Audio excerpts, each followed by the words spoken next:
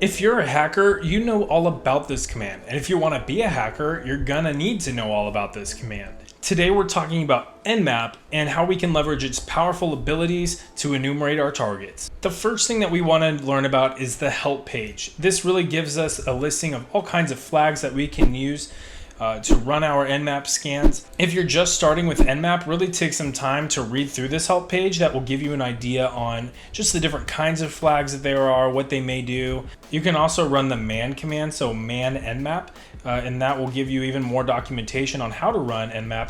But the main thing that it'll tell you is the basic syntax, and that's something that you're going to want to know. So basically the command is nmap, and then you got your flags, you got your IP address, and you can also throw some extra flags there at the very end, like your output flags. For instance, if you're doing some kind of like a penetration test, or you're practicing on try hack me or hack the box, you might want to just run your NMAP scans and then output them into a document.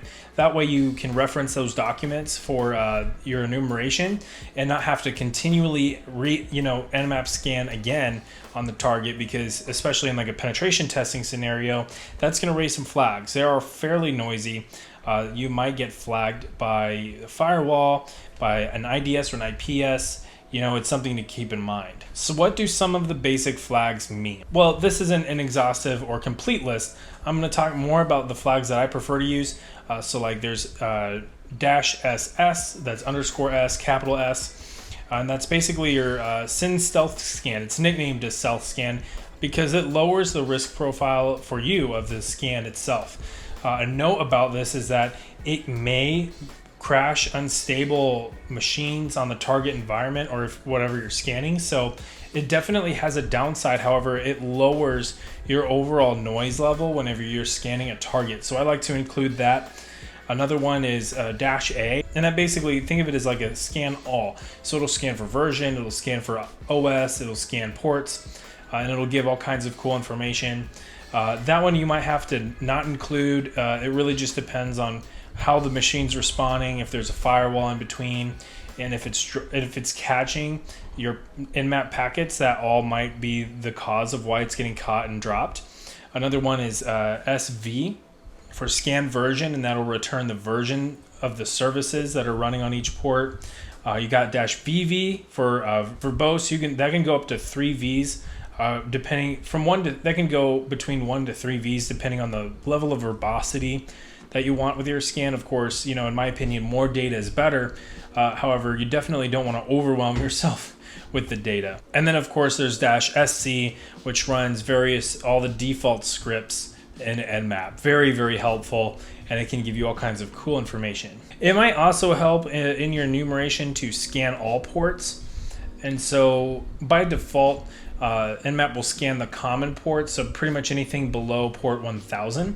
However, as you may know, there are going to be services running above port 1000, and so scanning all ports really helps you to see the services that are running above that. Now, whenever you're typing in the IP address, you can use CIDR notation, so you can scan ranges.